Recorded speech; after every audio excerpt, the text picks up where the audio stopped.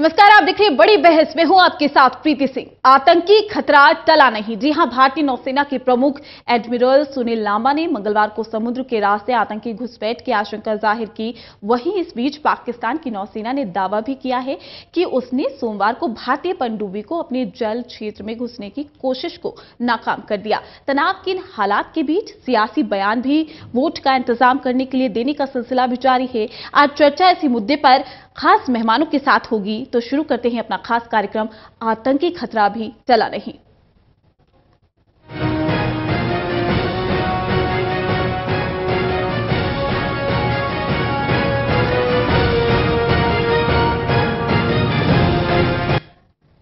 बिल्कुल, तो आतंकी खतरा अभी टला नहीं है। पैनल पर हमारे साथ बेहद ही ज्यादा इस विषय पर चर्चा करने के लिए गेस्ट भी हैं, लेकिन उससे पहले रिपोर्ट देखिए।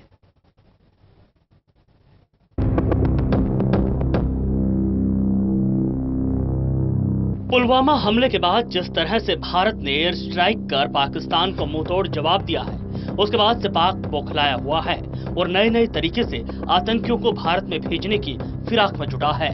इतिहास गवाह है कि जब जब पाकिस्तान ने अपनी नापाक चाल चली है तो उसे हमेशा मुंह की खानी पड़ी है, या वो उरी की घटना हो या जम्मू कश्मीर के पुलवामा में हुए हमले की। पूरी दुनिया ने देखा कि आतंक समर्थित पाकिस्तान को कैसे भारतीय सेना ने मुंहतोड़ जवाब दिया।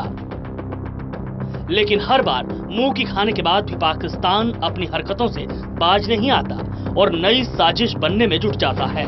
वहीं अब नौसेना प्रमुख ने एक बड़ा खुलासा किया है। And last but perhaps the most significant challenge of our times is terrorism. The Indo-Pacific region has witnessed multiple forms of terrorism in recent years, and few countries in this part of the world have been spared by this cause. The global nature which terrorism has acquired in recent times has further enhanced the scope of this threat. India, however, faces a far more serious version of terrorism, state-sponsored terrorism. You have all witnessed the horrific scale of the extremist attack in the Indian state of Jammu and Kashmir just 3 weeks ago. This violence was perpetuated by extremists aided and abetted by a state which seeks to destabilize India. We also have reports of terrorists being trained to carry out attacks with various modus operandi, including through the medium of the sea. नौसेना प्रमुख admiral Sunil Lamba ने पाकिस्तान की नापाक हरकत को लेकर एक नई साजिश की आशंका जताई है। नौसेना प्रमुख सुनील लांबा ने समुद्री मार्ग से आतंक को अंजाम देने की आशंका जताते हुए कहा कि हमारे पास ऐसी भी खबरें हैं कि आतंकवादियों को समुद्री रास्ते समेत दूसरे तरीकों से हमलों को अंजाम देने का प्रशिक्षण दिया जा रहा है, जिसका इनपुट्स भी उनके पास है। नौसेना प्रमुख ने कहा कि कई बार पाकिस्तान समुद्री मार्ग से आतंकियों को भारत भेजता रहा है। बता दें कि 26/11 का आतंकी हमले को अंजाम देने के लिए भी आतंकी समुद्र मार्ग के जरिए ही भारत में एंटर हुए थे और अपनी नापाक और घिनौनी हरकत को अंजाम देने में कामयाब हुए थे। जम्मू कश्मीर के पुलवामा में आतंकी हमले का जिक्र करते हुए कहा कि 14 फरवरी को आतंकवादी संगठन जैश-ए-मोहम्मद द्वारा किए गए आत्मघाती हमले में केंद्रीय रिजर्व पुलिस बल के 40 जवान शहीद हो गए थे, जिसका अंजाम पाकिस्तान ने अब भुगता है। भारत के आतंक से पीड़ित होने की बात करते हुए नौसेना प्रमुख ने कहा कि भारत को गंभीर आतंकवाद का सामना करना पड़ रहा है। उन्होंने कहा कि हाल ही में लगभग 3 सप्ताह पहले जम्मू कश्मीर में आतंकी हमला हुआ था। इस हिंसा को भारत को अस्थिर करने की चाहत रखने वाले एक देश से सहायता प्राप्त आतंकियों ने अंजाम दिया था। हिंद प्रशांत क्षेत्रीय संवाद में रक्षा क्षेत्र से जुड़े वैश्विक विशेषज्ञों और राजनयिकों को संबोधित करते हुए नौसेना प्रमुख ने ये बात कही। उन्होंने कहा कि हाल ही के वर्षों में क्षेत्र ने कई तरह का आतंकवाद देखा है। विश्व के इस हिस्से में कुछ ही देश इसकी जद में आने से बच पाए हैं। उन्होंने आतंकवाद को वैश्विक चुनौती करार देते हुए कहा कि आतंकवाद ने हाल ही में जो वैश्विक रुख अपनाया है, उससे ये खतरा और बढ़ गया है। National desk, total news. बिल्कुल, तो ये कहा जा सकता है कि पाकिस्तान भारत के खिलाफ साजिश रचने से अभी बाज नहीं आया है। हमारे साथ चर्चा के लिए मौजूद हैं पूजा सूरी, प्रवक्ता बीजेपी। साथ ही आपको बता दें कि विनायक डालमिया, प्रवक्ता कांग्रेस, अभी कुछ ही देर बाद हमारे साथ जुड़ जाएंगे। वहीं संजीव श्रीवास्तव, रक्षा विशेषज्ञ, कर्नल सुंदर सिंह, रक्षा विशेषज्ञ भी हमारे साथ मौजूद है। कर्नल सुंदर सिंह जी, सर आपसे जानना चाहूंगी, जिस तरीके से अभी भी आतंकी खतरा जो है वो मंडरा रहा है, अब समुद्र के रास्ते आतंक जो है पाकिस्तान अपनी नापाक हरकत को अंजाम देने की कोशिश करेगा। ये पाकिस्तान की पॉलिसी है, स्टेट पॉलिसी है टेररिज्म। डायरेक्ट कॉन्फ्लिक्ट के अंदर चाहे वो हमारा मुकाबला नहीं कर सकता कन्वेंशनल वार के अंदर, तो उसने ये सोचा कि ये जो टेररिज्म है ये उनकी स्टेट की पॉलिसी बन चुका है कि डिस्टर्ब करते रहो। यही पॉलिसी चाइना की भी रही है कि जब एनिमी आपके पास अपने एडवांस करता है तो आप वापस चले जाओ, जब वो हटता है तो उसके पीछा करो, जब वो सेटल हो जाता है तो उसको डिस्टर्ब करो, जब वो थक जाता है तो उसको मारो। तो ये पॉलिसी पाकिस्तान की भी है कि टेररिज्म के द्वारा इसका कास्ट कम है तो ये हमेशा करते रहेंगे और पहले करते आए हैं। 1965 के अंदर जितने गांव थे कश्मीर के सब में टेररिस्ट आ गए थे, तो बहुत सख्त कदम उठाया हिंदुस्तान ने, तब उनको मारा और लड़ाई भी हुई।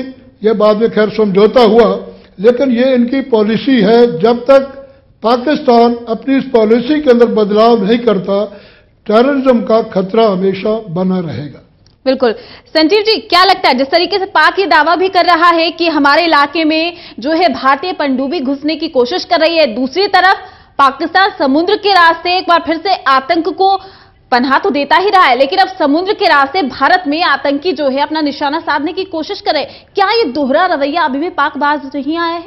बिल्कुल। ये जो आज जिस तरह का बयान आ रहा है पाकिस्तान की तरफ से, तो ये पाकिस्तान का जो दोहरा चरित्र है इसको ही दिखाता है कि एक तरफ तो आप, जैसे कर्नल साहब ने कहा कि आप जो है टेररिज्म को अपने इंस्ट्रूमेंट ऑफ स्टेट पॉलिसी के तौर पे आप इस्तेमाल करते हैं और आतंकवादियों को संरक्षण देते हैं, उन्हें प्रायोजित करते हैं, उन्हें पालते पोसते बड़ा करते हैं और भारत में हमले करने के लिए भेजते हैं। तो ये अपनी जमीन का जो इस्तेमाल है और जमीन का जो उनका पूरा जो तंत्र बना रखा है उन्होंने प्रायोजित करने का आतंकवाद को, उससे वो बाज नहीं आ रहा है। और आज जिस तरह का बयान आ रहा है और इसके बाद जो हमारी जो बालाकोट की एयर स्ट्राइक के बाद भी जो वहां के विदेश मंत्री शाह महमूद कुरैशी जी का जो बयान आ रहा है, वो भी इस बात को दर्शाता है कि अभी भी वो अपने बिहेवियर को चेंज करने के लिए गंभीर नहीं दिखाई देते हैं।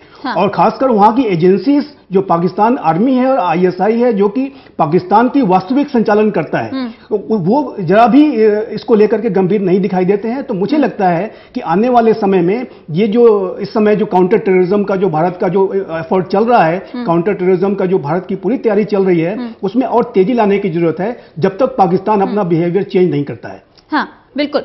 कर्नल सुंदर सिंह जी, क्या लगता है वाकई जिस तरीके से दोहरा चरित्र पाकिस्तान अपना रहा है, इमरान खान स्टेटमेंट देते हैं कि नोबेल पुरस्कार उनको नहीं दिया जाना चाहिए, कश्मीर का जो राग है वो अलपाते हुए नजर आ रहे हैं, दूसरी तरफ घुसपैठ करने की भारत में कोशिश की जाती है, वही कहीं ना कहीं सबक पाकिस्तान ने अभी नहीं लिया है। ऐसे में क्या और भी ज्यादा सख्ती के साथ पाकिस्तान को, भारत सरकार को जवाब देना चाहिए?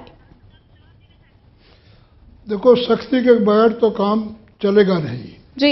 अब कारण यह है कि जो कश्मीर की खासतौर पर जो जमीन है, वहां के जो लोग हैं उनका धर्म और पाकिस्तान का धर्म एक है। जितने भी वहां से लोग आते हैं उनको पनाह मिल जाती है और तभी ये इंसर्जेंसी हो रही है। और इंसर्जेंसी जो भी हो रही है वो पाकिस्तान के कारण हो रही है, वो मदद करते हैं। वहां उनको खाना मिल जाता है, एक रहने की जगह मिल जाती है, लोग आगे इंफॉर्मेशन किसी को नहीं देते। तो वो जो ग्राउंड है कश्मीर का, वो इंसर्जेंसी के लिए बहुत फिट है उनके लिए।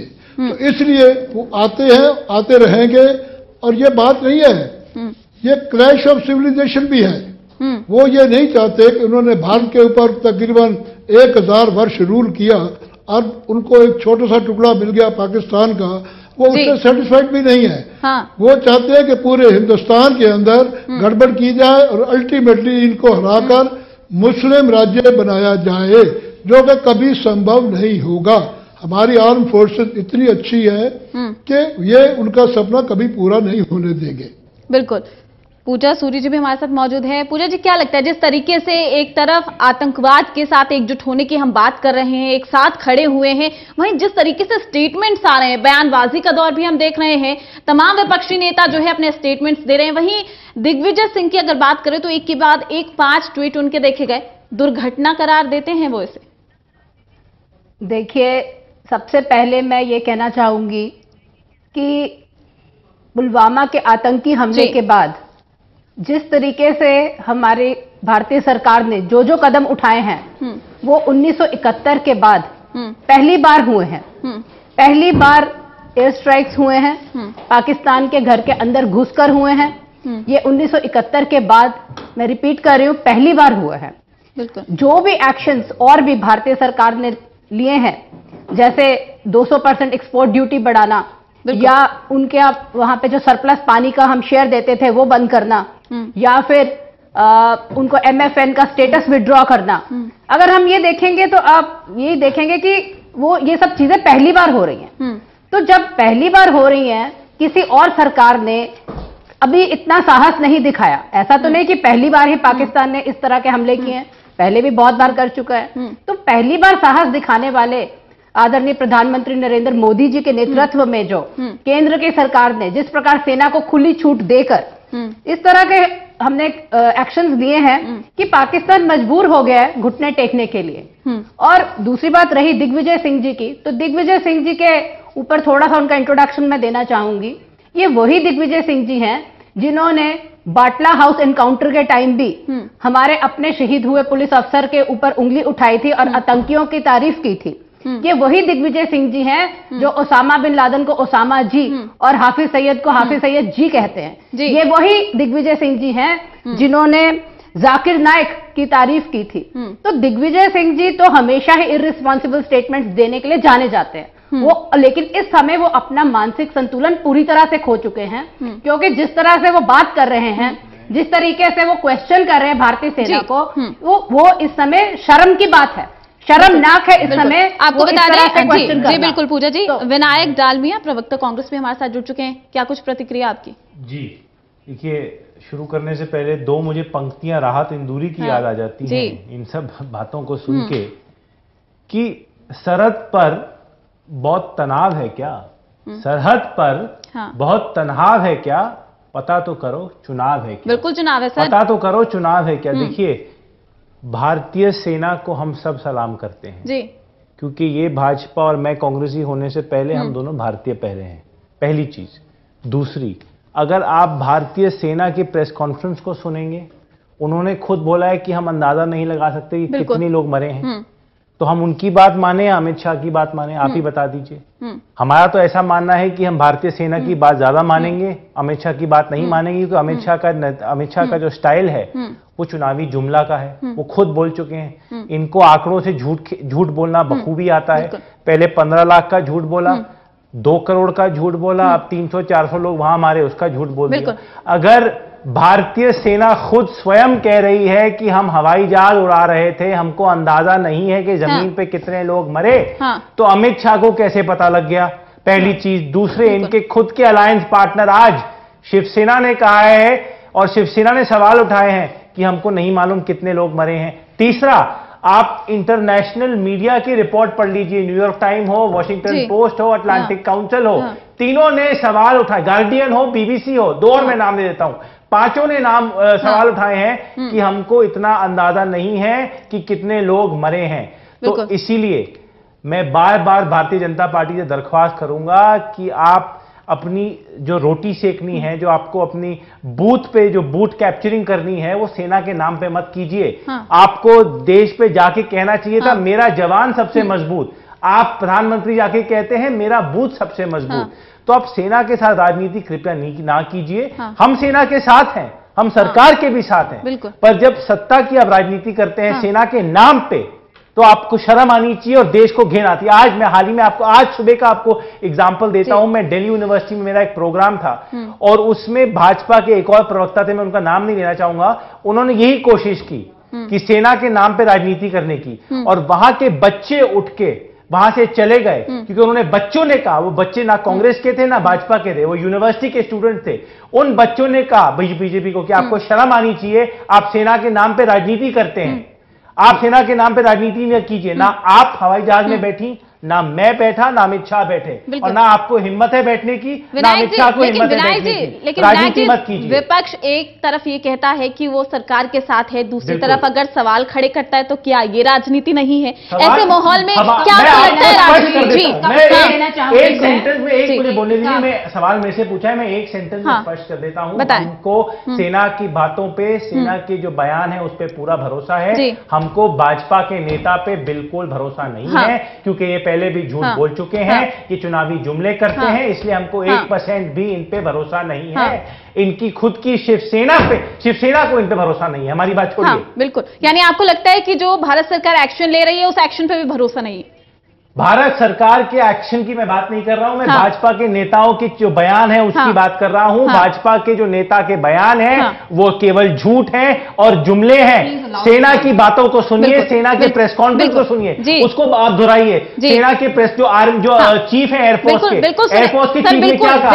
एयरफोर्स के चीफ ने यह कहा है कि हम अंदाजा नहीं लगा सकते। तो अमित शाह ने क्या प्रचारक भेजे थे वहां पे?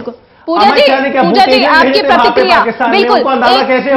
विनायक जी, पूजा जी, एक तरफ अमित शाह कहते हैं 250 मार गिराए, योगी जी का स्टेटमेंट सुना हमने, योगी जी कहते हैं कि 400 मार गिराए। आंकड़े आप खुद ही पेश कर रहे हैं। एक तरफ रक्षा मंत्री ये कहती हैं कि हम आंकड़े नहीं बता सकते, वायुसेना प्रमुख कहते हैं कि आंकड़े नहीं बताए जा सकते, ऑपरेशन जारी है। ऐसे में क्या कुछ आपकी प्रतिक्रिया होगी? देखिए, सबसे पहले बात मैं ये कहना चाहूंगी कि हमने अटैक किया है आतंकी उनके अड्डों पर जी, और दर्द हो रहे कांग्रेस में। और दर्द ही नहीं हो रहा, सदमे में चले गए कांग्रेस के लोग। अरे बात कर, अरे आप अपना बीच में नहीं बोलिए, आप बीच में नहीं बोलिए, आपके समय में नहीं। विनायक सर आपको मौका मिलेगा। विनायक जी जवाब दीजिए। पहली चीज, अगर ये बोलेंगे तो बात नहीं करेंगे, आप बीच में नहीं बोलिए। पहली चीज, आपने हमला नहीं किया है, सेना ने हमला किया है। आप में और सेना में बहुत अंतर है। आपको हिम्मत नहीं है हवाई जहाज में घुसने की। विनायक जी आपको मौका, आप जुमले कीजिए। विनायक जी, एयरफोर्स चीफ का, आपने विनायक जी बयान आपसे ये पढ़ा रिक्वेस्ट है, आप पूजा जी को बोलने का मौका दें। आप क्या कह रही हैं? आप क्या कहती हैं? क्या अमित शाह का बयान एयरफोर्स के चीफ के बयान के ऊपर है? सवाल पूछे जा रहे हैं, कहना चाह रही हैं? विनायक जी सवाल पूछे जा रहे हैं, तो अगर आप शांति बनाए रखेंगे तो शायद ये चर्चा हमारी आगे बढ़ पाएगी। झूठ बोलना छोड़िए, शिष्टाचार मैं सीख लूंगा। आप झूठ पहले बोलना सीखिए। फिलहाल जो है एक छोटे से ब्रेक के लिए रुकते हैं, ब्रेक के बाद भी चर्चा रहेगी। मसला यही है, लेकिन जिस तरीके से साजिश रचने से बाज नहीं आ रहा, तो जिस तरीके से आतंकी खतरा अभी टला नहीं है, ऐसे में राजनीति हो रही है इस पूरे मसले को लेकर। पूजा सूरी जी, आप कुछ कहना चाहती थी जी, अपनी प्रतिक्रिया दें। जिस तरीके से बयानबाजियां हो रही हैं, आंकड़ों को लेकर जो है अब राजनीति की रोटियां जो है सेकी जा रही है, ऐसे में क्या कहेंगी आप? प्रीति जी, मैं अपने कुछ पॉइंट्स रखना चाहती हूं, और सबसे पहले मैं ये कहना चाहती हूं कि जिस तरह से हमारी भारतीय सेना ने पाकिस्तान के अंदर घुसकर उनके आतंकी अड्डों को जो ध्वस्त किया है, हमारे सेना के अध्यक्ष ने कल अपनी स्पीच में बताया कि जिस टाइम पे वो एयर स्ट्राइक्स होते हैं उस टाइम प्रैक्टिकली असेस करना कि वहां पे कितनी कैजुअलिटीज हुई हैं, that is not possible, number 1। Number 2, आज जो भी उन्होंने स्टेटमेंट दिया था वो एक एस्टिमेशन के बेसिस पे दिया था जी। इट वॉज नेवर सेड कि उसको कोट नहीं किया गया था, उन्होंने एक एस्टिमेशन के बेसिस पे इसलिए कहा गया था कि उस समय कितना वहां नुकसान हुआ, और ये काम हमारी इंटेलिजेंस एजेंसीज करती हैं जिसमें कुछ समय लगता है, सब्र रखना आना चाहिए। दूसरी बात मैं इसमें यह कहना चाहती हूं कि दीज पीपल जो who are opposing, who are questioning the army right now, they are working as the agents of Pakistan.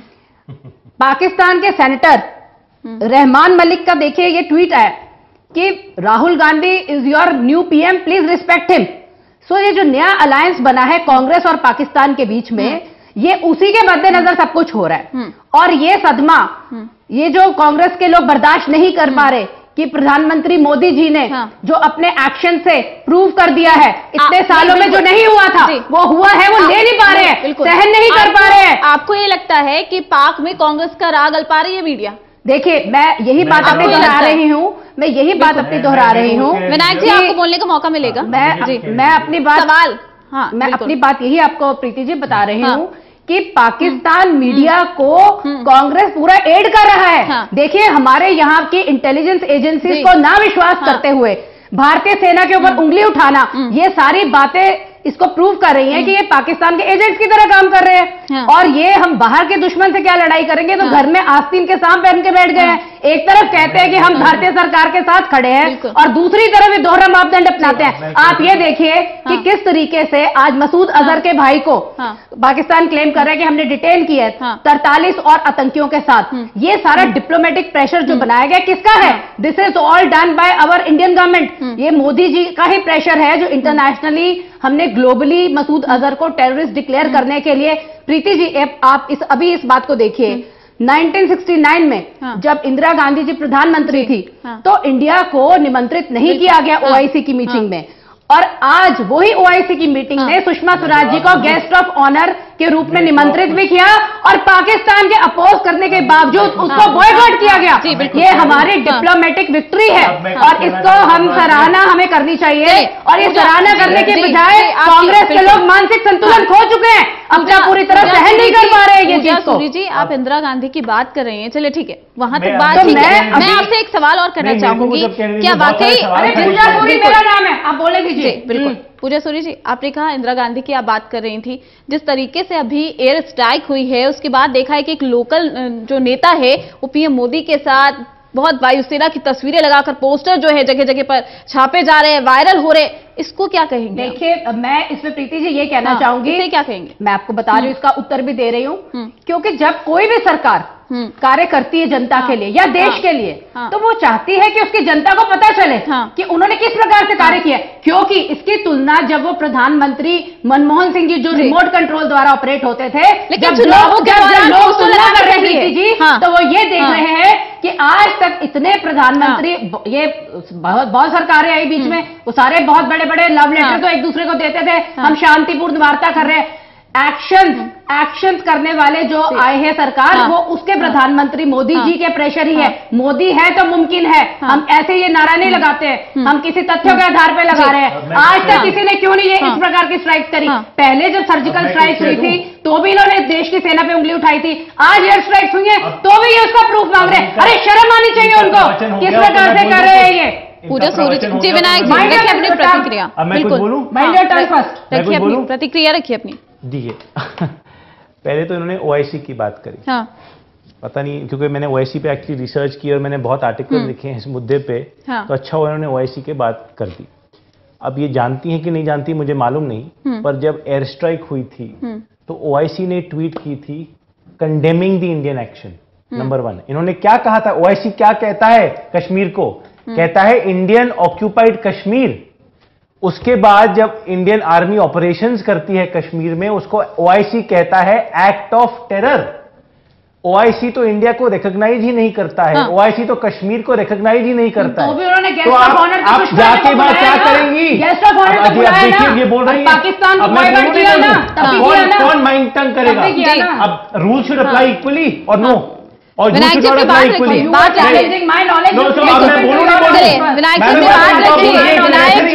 बात रखिए, मैडम एक मिनट, एक एक करके आप अपनी बात रखिए। मैं इंटरप्ट नहीं इनको किया, ये मुझे इंटरप्ट नहीं, अपनी बात रखिए सर, और भी guest, I do not want to be interrupted. बिल्कुल, विनायक जी अपनी बात रखें। जो ओआईसी आपको रिकॉग्नाइज नहीं करता है, आपको कश्मीर इंडियन ऑक्यूपाइड कश्मीर कहता है, आपके आर्मियों को वो उग्रवादी कहता है, आप वहां चले गए। नंबर 1। नंबर 2, आप पाकिस्तान के अलायंस की बात करती हैं, लव लेटर की बात करती हैं। प्रधानमंत्री मोदी चले गए थे वहां बिन बुलाए, प्रधानमंत्री मोदी ने वहां पे आम भेजे थे, प्रधानमंत्री मोदी ने वहां शॉल भेजे थे।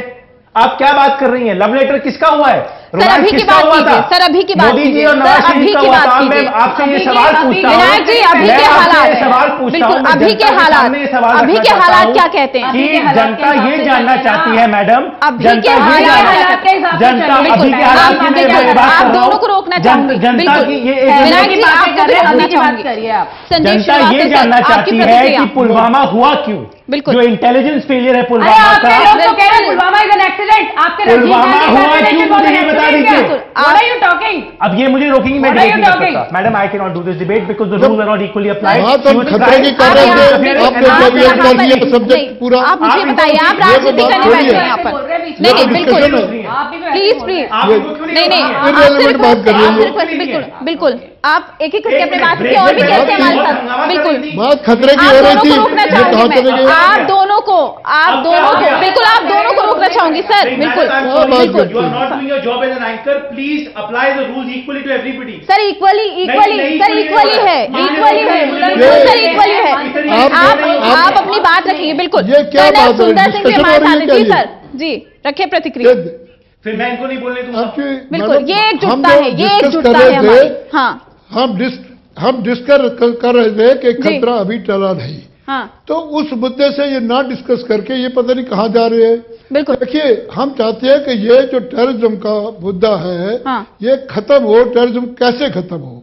देखिए, एज ओल्ड कहावत है कि it is always better to be feared than to be loved, but at the same time one should not be hated. तो जब तक पाकिस्तान और टेररिस्ट भारत से डरेंगे नहीं, उनको पनिशमेंट का खतरा नहीं होगा कि यदि उन्होंने कोई एक्ट बिल्कुल, किया एग्जैक्टली सर, उसको बहुत जबरदस्त बिल्कुल। संजीव श्रीवास्तव जी, आप कुछ कहना चाहते हैं? जी, अपनी प्रतिक्रिया रखिए। जो जबरदस्त उसको जवाब मिलेगा, उनको डर होगा कि हमारा बहुत नुकसान होगा, तभी टेररिज्म खत्म होगा। बिल्कुल। दूसरी बात, हमारी जो इंटेलिजेंस एजेंसीज है उनको ज्यादा स्ट्रांग करे। इस वक्त 200 टेररिस्ट कश्मीर के अंदर है। जिस घर में है उस घर को उड़ाना पड़ेगा यदि वो सरेंडर नहीं करते। पनिशमेंट बहुत ज्यादा देनी पड़ेगी। बॉर्डर पर गन्स लगानी पड़ेगी, मीडियम गन्स। 30 किलोमीटर तक उनकी मार है। यदि वो एक फायर करते हैं तो ज्यादा करना पड़ेगा, उनको नुकसान करना पड़ेगा। बिल्कुल, हमारे पास जीपीएस सिस्टम है जो 1500 किलोमीटर तक बॉर्डर के बाहर से हम देख सकते हैं। उनको एयर से हमारे, और जो हमारे पेट्रोल्स हैं, नेवल पेट्रोल गार्ड है हमारा, कोस्टल गार्ड, इनको स्ट्रेंथन करके कहां से कहीं से भी आ रहा हो तो हम उसको फायर करके दुश्मन को खत्म करें। थोड़ा स्ट्रांग बने, फियर हो हमारे से। Agree with you sir. Sanjeev ji भी कुछ कहना चाहते हैं, इनकी भी प्रतिक्रिया जानते हैं। देखिए, सबसे पहले तो मैं ये कहूंगा कि हम पूरी दुनिया में हमारी एक इमेज है कि विश्व के हम सबसे बड़े लोकतंत्र हैं, और लोकतंत्र में राजनीति होती है। मानता हूं कि लोकतंत्र में राजनीति होना किसी भी लोकतंत्र की एक निशानी मानी जाती है। लेकिन मैं ये भी कहना चाहूंगा, बहुत ही क्लियर और स्पष्ट रूप से कहना चाहूंगा कि राष्ट्रीय सुरक्षा के मसले पे, राष्ट्रीय सुरक्षा के मुद्दों पर राजनीति नहीं होनी चाहिए। और ऐसे समय में जब आपने ये टाइटल दे रखा है कि खतरा अभी टला नहीं है, हाँ, ऐसे समय में ये राजनीतिक वाद विवाद, आरोप प्रत्यारोप जरा भी उचित नहीं है, ये राष्ट्र हित में नहीं है। और जो भी इस बारे में जो आतंकवादी, जो हमारे आतंकवाद के खिलाफ हमने जो कार्रवाई की है, उसके ऊपर जो लोग भी सवाल उठा रहे हैं, कृपा करके अभी वो सवाल न उठाएं। आज से 2 महीने बाद, अभी इलेक्शन कुछ समय दूर है, जब इलेक्शन होंगे, कैंपेन शुरू हो जाएगा, उस समय आप उठाएंगे तो चलता है। लेकिन अभी इस समय मैं आपसे ये, आपके माध्यम से ये रिक्वेस्ट करूंगा कि अभी ये मुद्दा न उठाएं। अभी आपने नेवल चीफ का बयान देखा कि समुद्री सीमा से भी वो घुसने की तैयारी कर सकते हैं। सवाल यही है जी, एक मिनट मुझे कंप्लीट करने दीजिए प्लीज। और आपने ये भी देखा कि धनोआ साहब ने जो कहा, वो भी ये कहा कि अभी ऑनगोइंग सिचुएशन है, अभी ये ऑपरेशन खत्म नहीं हुआ है। और इन्होंने, और धनोआ साहब की बात को मैं और स्पष्ट कर दूं कि उन्होंने ये कहा कि हेड काउंट करना एयरफोर्स का काम नहीं है, और एयरफोर्स 40,000 फीट से हेड काउंट नहीं कर सकता, ये इंटेलिजेंस एजेंसीज का काम है। और दूसरा ये है कि यदि इंटेलिजेंस एजेंसीज का असेसमेंट आ भी गए होंगे तो हम इसको पब्लिकली शेयर नहीं कर सकते। हमारी आर्म फोर्सेस उसको अभी पब्लिक शेयर नहीं कर सकते, और वो जो शेयर होगा वो अप्रोप्रिएट फोरम पे, अप्रोप्रिएट कमेटीज के सामने होगा, मीडिया के सामने, पब्लिक डोमेन में वो इंटेलिजेंस इंफॉर्मेशन शेयर नहीं होना। तो इस बात को हमें ध्यान रखना चाहिए, और इस विषय पे राजनीति नहीं होनी चाहिए। राजनीति नहीं होनी चाहिए, चुनावी माहौल है, आंकड़े आखिर क्यों पेश करें? राष्ट्रीय अध्यक्ष अगर ऐसे बयान देते हैं तो ऐसे में ये क्या चुनावी स्टंडी तो है? एकजुट होने की बात करते हैं आप, सख्त कदम उठाने की बात करते हैं, और खुद ही फिर इस तरीके की सियासत होती है और इसी में सब रोटियां सेक रहे हैं। देखिए, मैं अभी अपनी फिर से बात को दोहरा रही हूं जी कि जिस तरीके से भी military action, diplomatic action, economical action, जिस तरीके से भी बेस्ट हो सकता था हमारे प्रधानमंत्री जी ने किया है, उसकी सेना को खुली छूट दी है।